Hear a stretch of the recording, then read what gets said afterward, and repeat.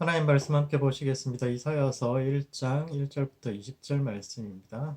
구약 이사야 1장 1절부터 20절 말씀 먼저 읽어드리겠습니다. 유다 왕 우시야와 요담과 아하스와 히스기야 시대 아모스의 아들 이사야가 유다와 예루살렘에 관하여 본 계시라. 하늘이여 들으라, 땅이여 귀를 기울이라. 여호와께서 말씀하시기를 내가 자식을 양육하였거늘 그들이 나를 거역하였도다. 소는 그 임자를 알고 나귀는 그 주인의 구유를 알건만은 이스라엘은 알지 못하고 나의 백성은 깨닫지 못하는도다 하셨도다. 슬프다, 범죄한 나라여, 허물진 백성이여, 행악의 종자여, 행위가 부패한 자식이로다. 그들이 여호와를 버리며 이스라엘의 거룩하신 이를 마누리 여겨 멀리하고 물러갔도다. 너희가 어찌하여 매를 더 맞으려고 패역을 거듭하느냐. 온 머리는 병들었고 온 마음은 피곤하였으며 발바닥에서 머리까지 상한 곳이 없이 상한 것과 터진 것과 새로 맞은 흔적뿐이거늘 그것을 짜며 싸매며 기름으로 부드럽게 함을 받지 못하였도다. 너희의 땅은 황폐하였고 너희의 성읍들은 불에 탔고 너희의 토지는 너희 목전에서 이방인에게 삼켜졌으며 이방인에게 파괴됨 같이 황폐하였고 딸 시온은 포도원의 망대같이 참외밭의 원두막같이 에워싸인 성읍같이 겨우 남았도다. 만군의 여호와께서 우리를 위하여 생존자를 조금 남겨두지 아니하셨다면 우리가 소돔 같고 고모라 같았으리로다. 너희 소돔의 관원들아, 여호와의 말씀을 들을지어다. 너희 고모라의 백성들아, 우리 하나님의 법에 귀를 기울일지어다. 여호와께서 말씀하시되 너희의 무수한 재물이 내게 무엇이 유익하뇨. 나는 순양의 번제와 살찐 짐승의 기름에 배불렀고 나는 수송아지나 어린 양이나 순염소의 피를 기뻐하지 아니하노라. 너희가 내 앞에 보이러 오니 이것을 누가 너희에게 요구하였느냐. 내 마당만 밟을 뿐이니라. 헛된 재물을 다시 가져오지 말라. 분향은 내가 가증히 여기는 바요. 월삭과 안식일과 대회로 모이는 것도 그러하니 성회와 아울러 악을 행하는 것을 내가 견디지 못하겠노라. 내 마음이 너희의 월삭과 정한 절기를 싫어하나니 그것이 내게 무거운 짐이라 내가 지기에 곤비하였느니라. 너희가 손을 펼 때 내가 내 눈을 너희에게서 가리고 너희가 많이 기도할지라도 내가 듣지 아니하리니 이는 너희의 손에 피가 가득함이라. 너희는 스스로 씻으며 스스로 깨끗하게 하여 내 목전에서 너희 악한 행실을 버리며 행악을 그치고 선행을 배우며 정의를 구하며 학대받는 자를 도와주며 고아를 위하여 신원하며 과부를 위하여 변호하라 하셨느니라. 여호와께서 말씀하시되 오라, 우리가 서로 변론하자. 너희 죄가 주홍 같을지라도 눈과 같이 희어질 것이요 진홍같이 붉을지라도 양털같이 희게 되리라. 너희가 즐겨 순종하면 땅의 아름다운 소산을 먹을 것이요 너희가 거절하여 배반하면 칼에 삼켜지리라. 여호와의 입의 말씀이니라. 아멘. 글은 장르에 따라서 공통적으로 적용되는 형식이 있는데, 예를 들어 편지 글이라면 부모님 전상서처럼 편지를 받는 사람이 가장 먼저 등장하고 중간에 내용이 들어오고 보내는 사람의 날짜와 보내는 사람의 이름이 마지막에 등장하는 식입니다. 예언서에도 공통되는 양식이 있는데 누구누구의 아들 누구가 언제 무엇에 관하여 본 계시라는 말로 대부분의 예언서가 시작하는데 이사야는 특이하게도 이 양식이 1장과 2장에 두 번 나옵니다. 이는 이사야서가 두 번에 걸쳐 편집되었다는 사실을 암시합니다. 이사야는 오랜 기간에 걸쳐서 다양한 주제에 대한 방대한 예언을 했기 때문에 제자들이 그의 말을 주제별로 모아서 지금의 형태로 배열하면서 이사야 메시지 핵심을 1장에서 다시 한번 요약하고 있는데, 이 말씀이 오늘을 살아가는 우리의 삶과 신앙이 던지는 의미가 무엇인지에 대해 함께 생각해보는 시간을 갖도록 하겠습니다. 첫 번째, 은혜를 갚는 사람이 되어야 합니다. 이사야 1장은 배은망덕한 이스라엘에 대한 고발로 시작합니다. 이사야는 법정에서 하나님께서 하늘과 땅을 증인으로 불러서 이스라엘 백성들을 고소하는 이야기로 시작하는데, 그 내용은 이스라엘 백성들이 하나님을 배반했다는 것이요 소는 임자를 알고 나귀는 주인의 구유를 알지만 이스라엘은 알지 못한다라는 것인데, 이는 첫 번째, 은혜 갚음은 우리 안에 있는 균형 감각에 대해서 이야기하고 있습니다. 한국말에서도 가장 심한 욕은 금수만도 못한 놈인데, 대개 은혜를 저버린 사람에게 쓰는 표현입니다. 짐승도 은혜를 알고 갚는데 사람이 그러지 못한다는 것은 상종치 말아야 할 사람이라는 뜻이요 이는 하나를 받으면 하나를 갚아야 한다는 생각이 인간 내면 깊은 곳에 새겨져 있기 때문에 나오는 이야기입니다. 너무 격차가 나는 친구끼리는 사귀기가 쉽지 않은데, 왜냐하면 인간은 받는 데 익숙한 존재가 아니기 때문입니다. 친구가 늘 밥을 사면 내 돈 아껴서 좋은 것이 아니라 마음이 불편해집니다. 상대방으로부터 받은 것이 있으면 나도 무언가를 주어서 균형을 유지하고 싶은 것이 인간의 본성이요. 그래서 대개 결혼도 비슷한 사람끼리 해야 한다고 이야기합니다. 아무리 사랑해도 너무 기울어지는 관계는 늘 파탄의 위험성을 갖고 있기 때문에 이것은 인간 본성 깊은 곳에서 평형 감각과 균형이라는 내적 기제가 인간의 DNA 깊은 곳에 자리 잡고 있다는 것을 암시하고 있습니다. 고대 사회에서 지식은 논문이나 이론으로 전해지는 것이 아니라 대개 이야기의 형태로 전해져 왔는데 모든 시대와 문화를 통틀어서 가장 인기 있는 이야기들은 은혜 갚는 이야기 아니면 복수 이야기입니다. 자신을 배반한 이들을 찾아가서 진실을 밝히고 그들이 행한 악을 갚아주는 복수 이야기는 시대와 문화를 뛰어넘어서 지금까지 늘 각광받는 이야기 중에 하나고 이것은 은혜 갚는 까치나 두꺼비 호랑이 이야기도 비슷합니다. 복수와 은혜 갚음은 다른 듯이 보이지만 하나의 기제로 연결되어 있는데 그것은 평형과 균형이라는 개념입니다. 억울한 일을 당하고도 가만히 있으면 다음에도 또 그런 일을 당할 수 있습니다. 개인적 차원이든 그것이 부족이나 공동체 차원에서든 억울한 일을 당하고 가만히 있으면 다른 사람들이 우리를 우습게 보고 그러면 또 우리 전체의 생존에 위협을 받기 때문에 복수해야 한다고 생각합니다. 현대 국가는 개인의 사적인 복수를 금지하고 공권력이 그 역할을 대신하기 위해서 국가가 대개 폭력을 합법적으로 독점하고 있지만 고대 사회에서는 그렇지 않았습니다. 이스라엘에서는 억울하게 죽은 사람이 있으면 피해 복수자라는 이름으로 희생자에 가장 가까운 친척 한 명을 임명해서 그가 원수 갚기 전에 복수 끝나기 전에는 이제 마을로 돌아올 수 없게 했으며 와신 상담이라는 고사처럼 장자교에 누워서 쓸개를 맛보면서 마침내 복수에 성공하는 것이 고대에는 미덕으로 꼽혔는데 왜냐하면 그래야 모두가 살아남을 수 있었기 때문입니다. 은혜도 마찬가지입니다. 은혜는 상대방이 대가를 바라지 않고 베푼 것일지로 어떤 형태로든 갚아야 할 마음의 짐이요. 그것을 갚지 않고 망각한다는 것은 인간성을 포기하는 것이라고 여겨졌습니다. 즉 금수와 같은 짓이요. 이사야는 이스라엘 백성들이 그런 짓을 저질렀다. 그런 실수를 저질렀다라고 1장에서 이야기하고 있습니다. 두 번째, 하나님께서 바라시는 은혜의 갚음의 방법은 참 사람이 되는 것입니다. 그렇다면 하나님께서 이스라엘 백성에게 바라셨던 은혜 갚음은 어떤 것이었을까요? 나는 백성에게 은혜를 베풀었는데 그들이 갚지를 않는다 이야기하는데 그렇다면 하나님께서 바라셨던 은혜 갚음의 내용은 무엇일까 생각해 보면 고대 사회 신들이 바랬던 은혜 갚음이라는 것은 대개 자신을 위해서 큰 사당을 지어주고 좋은 공양물을 올려주는 것이었습니다.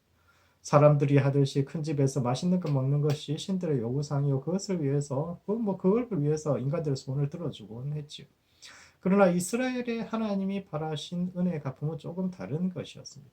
그분이 바란 것은 선행을 배우며 정의를 구하며 학대받는 자를 도와주고 고아를 신원하며 과부를 위하여 변호하는 것인데 이것은 지극히 인간 중심적인 제안입니다.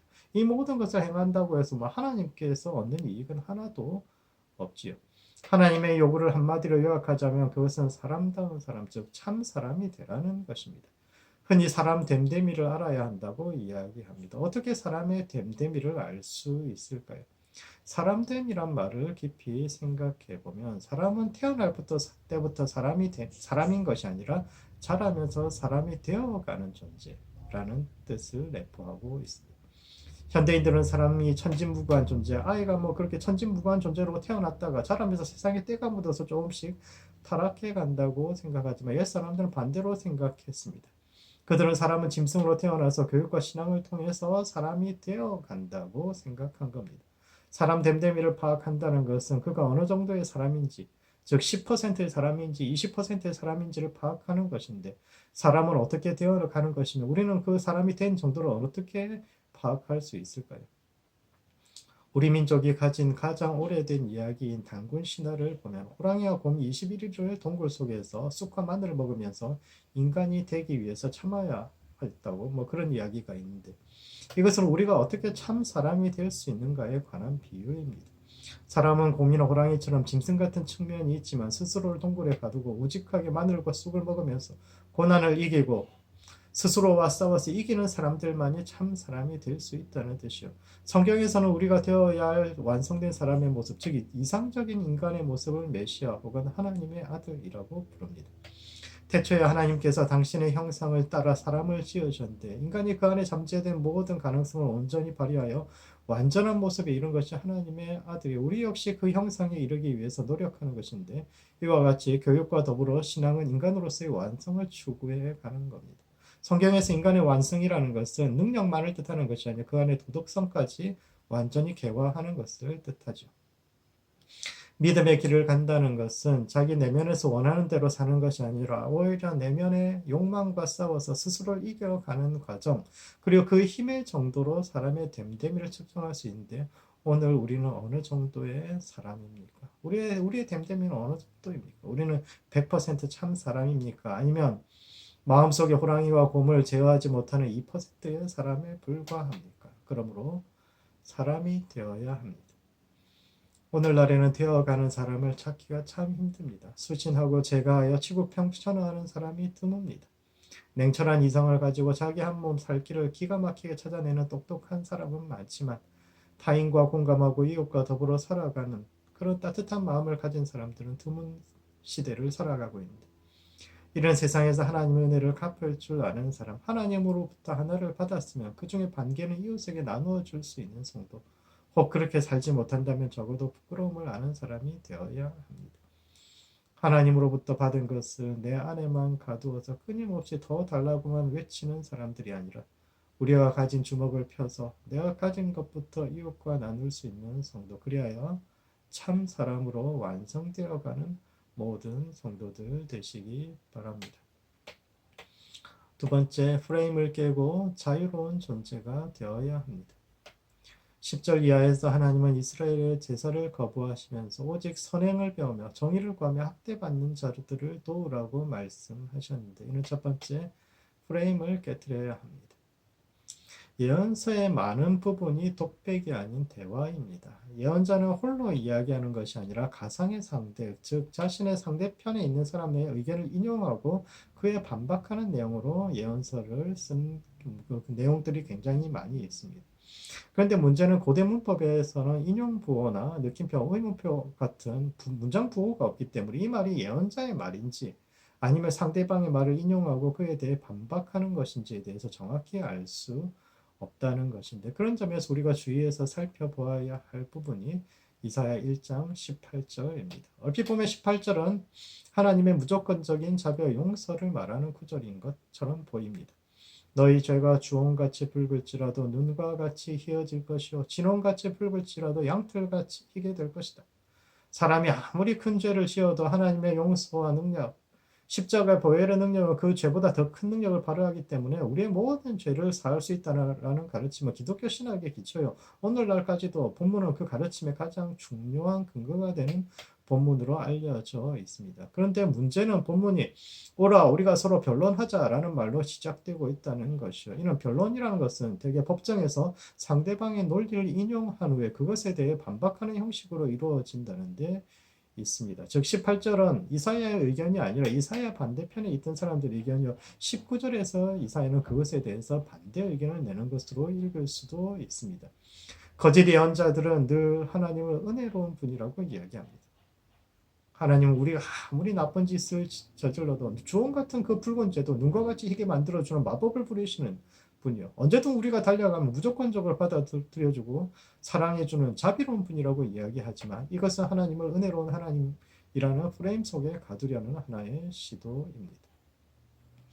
프레임이란 말은 틀 혹은 액자를 뜻합니다. 같은 그림이라도 어떤 프레임에 넣어서 어떤 장소에 두느냐에 따라서 전혀 다르게 받아들여질 수 있습니다. 대가가 그린 명작이라도 싸구려 틀에 넣어서 동네 술집에 걸어놓으면 아무도 주목하지 않지만, 어린애가 그린 그림이라도 화려한 액자에 넣어서 미술관 특별 전시실에 걸어놓으면 사람들이 알아서 그 안에 이 그림에 이런 내용도 있구나, 이렇게 내용을 찾아내는, 의미를 발견하려고 한다는 거죠. 그림 자체보다도 그림을 둘러싼 틀이 의미를 결정할 수 있습니다. 그래서 사람들은 그림만이 아니라 사람들마저도, 다른 사람마저도 틀에 집어넣으려고 합니다. 진보 세력을 친북, 종북으로 몰아붙이거나 보수 세력을 친일 적폐 세력으로 몰아붙이고 한번 프레임에 갇히면 그 속에서 아무리 진실을 밝히려고 해도 소용이 없는 경우가 많이 있습니다. 여자들은 모두 신사임당 같이 현모양처가 되어서 남편과 자식을 뒤에서 내조하는 것이 최고의 가치, 그런 여자가 진짜 좋은 여자인 것처럼, 남자들은 나라와 조직을 위해서 희생하고 헌신해서 개인의 행복보다 조직이나 단체를 우선시하는 것이 더 나은 가치인 거죠. 일상에서도 당신 그런 사람 아니잖아 와 같은 이야기를 통해서 상대방을 착한 사람, 예의 바른 사람이란 프레임 속에 집어넣고 그 틀 안에서 움직일 수 있다. 그 사람은 그렇게 사람을 통제하려고 하지. 인간관계가 파탄날 때는 대개 프레임이 깨어질 때입니다. 나를 있는 그대로 받아들이지 않고 어떤 틀 속에 집어넣으려는 상대방의 기대를 박살내는 순간 관계는 새로운 차원으로 도약하든지 아니면 산산이 부서지든지 둘 중에 하나가 됩니다. 나쁜 사람들이 잘하는 짓이 프레임을 짜고 사람들을 그 안에 가두어서 자기가 원하는 대로 통제하는 것인데 어떤 사람들은 심지어 하나님에 대해서도 그렇게 하려고 합니다. 그들은 하나님은 은혜의 하나님이요. 언제든지 하나님 자비로운 분이기 때문에 언제든지 우리가 달려가기만 하면은 뭐 다가와서 그 손을 맞잡아 주시는 분에 그렇게 머물러 있다가 하나님마저도 프레임 속에 가두어 두려고 합니다. 그러나 인간도 틀 속에 들어갈 수 없는 존재인데 하나님께서 그렇게 그 틀 속에 갇혀 있을 수 있겠습니까? 호렙산에서 모세를 만난 하나님이 천국에게 건넨 말씀이 나는 여호와, 나는 스스로 있는 자여, 나는 나이며 나는 틀 속에 가둘 수 없는 존재다라는 겁니다. 하나님은 자유로운 분이요 그분의 형상을 따라 지원받은 인간도 마찬가지입니다. 우리는 누군가의 틀 속에 갇혀 있을 수 없는 존재입니다. 그런 점에서 하나님은 프레임을 깨시는 분이요 그분께서 프레임을 깨는 이유는 사람들을 자유롭게 하기 위해서입니다. 이사야 1장에서도 하나님 내가 너 예배 받지 않겠다. 나는 자비로운 하나님 아니다. 이렇게 선언하시는 것은 오히려 인간들의 자유를 선언하는 겁니다. 하나님마저 자기 뜻대로 움직이려 하는 사람들이 사람에게는 그렇게 하지 않겠습니까? 폭력이나 금욕으로 사람들을 위협해서 자기 뜻대로 움직이게 하는 것은 하수들이나 하는 짓이요. 진짜 고수들은 사람들을 자신의 프레임 속에 집어넣고 행동의 반경을 정해주는데 하나님은 오히려 그 모든 틀을 깨뜨려서 사람들에게 자유를 주며 그 자유로운 사람들이 그들끼리의 평등한 관계 속에서 새롭게 쌓아가는 진정한 사람과 진정한 관계를 세워가기를 원하시는 겁니다. 두 번째, 그래서 우리는 영적인 권위를 회복해야 합니다. 오늘날 하나님의 은혜는 왜 이렇게 가치 없는 가르침이 되었을까요? 뭐 하나님은 자비로운 분이 우리의 죄를 얼마나 좋은 가르침입니까? 예수 그리스도의 용서와 값없이 주시는 은혜라는 그 정말 놀라운 사상이 왜 이 시대 사람들에게는 경외의 대상이 되지 않고 오히려 비꼬미의 대상이 되어버렸을까요? 은혜 좋지, 뭐 은혜 좋지. 왜 이렇게 비꼬미의 대상이 되어버렸을까요? 왜냐하면 은혜를 받아야 할 것으로만 여기고 베풀어야 할 것으로 여기지 않기 때문입니다. 우리는 하나님께로부터 받는데 너무 익숙해져서 사람들에게도 타인들에게도 내게 은혜 베풀기를 강요하기 때문입니다. 잘못에 대해서 진정으로 반대하는 것이 아니라 하나님도 나를 용서하셨으니까 피해자인 당신도 나를 용서해야 한다고 은혜와 용서를 강요하기 때문입니다. 그러나 본질적으로 은혜는 위로부터 아래로 베풀어지는 것입니다. 하나님께서 인간에게 은혜 베푸시고 부모가 자녀에게 은혜 베푸는 것이며 하나님의 백성으로서 우리가 이 땅의 권위를 영적인 권위를 가지고 있다면 우리도 세상으로부터 은혜 받는 데 익숙하는 것이 아니라 오히려 세상에 은혜 베푸는 사람들이 되어야 합니다. 우리는 하나님께서 나를 용서하셨기 때문에 당신도 나를 용서라고 강요하는 자리가 아니라 오히려 내게 죄짓고 잘못을 저지른 사람들 넉넉히 안아주는 자리에 있어야 합니다. 우리는 세상의 프레임을 깨뜨려서 사람들을 있는 그대로 받아들이며 서로의 연약함을 안아주고 가슴과 가슴을 맞대고 대화하는 그런 사람들이 되어야 하는데 그러므로 프레임을 깨뜨리는 자유로운 성도들 되시기 바랍니다. 세상이 바라는 프레임으로부터 벗어나서 스스로를 자유케 하며 또한 사람들을 프레임 안에 집어넣고 뭐 그 사람들을 통제하기 내가 원하는 대로 사람들이 움직이기를 바라는 것 그렇게 하기를 포기하고 오히려 그들을 있는 그대로 받아들여주며 서로의 연약함을 보면서도 그것을 인정하고 채워줌으로써 은혜 받고 은혜 베푸는 그런 삶을 살아가는 모든 은혜의 가치를 회복하는 성도 그리고 세상에 대한 영적 권위를 회복하는 모든 성도들 되시기 바랍니다. 말씀을 정리하겠습니다. 이사야 1장은 이사야 메시지 전체를 요약한 것인데 첫 번째, 참 사람이 되어야 합니다. 하나님은 은혜 갚는 사람을 원하시는데 하나님께서 바라시는 은혜 갚음이라는 것은 참 사람이 되는 것이요. 날마다 자신 안에 있는 이기적 본성과 싸워서 참 사람이 되어가는 모든 성도들 되시기 바랍니다. 두 번째, 프레임을 깨뜨려야 합니다.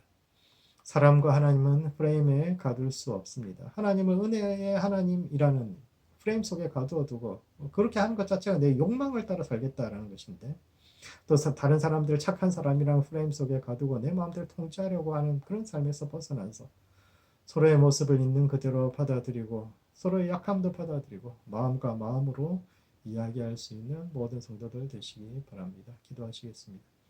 기도하실 때는 먼저 은혜 갚는 성도 될 수 있도록 기도합시다. 하나님의 은혜를 아는 성도, 그 은혜를 이웃과 나누며 날마다의 삶에서 고난과 이기심을 이기고 참 사람으로 완성되어가는 우리 자신이 될 수 있도록 스스로를 위해서 기도하시고, 두 번째, 프레임을 깨뜨리는 성도와 교회 될 수 있도록 기도합시다. 하나님과 사람들을 프레임 속에 가두어서 내 마음대로 하지 않고 서로의 있는 모습을 그대로 받아들이면서 함께 성장해가는 교회와 성도 될 수 있도록 서로를 위해서 함께 기도하시겠습니다.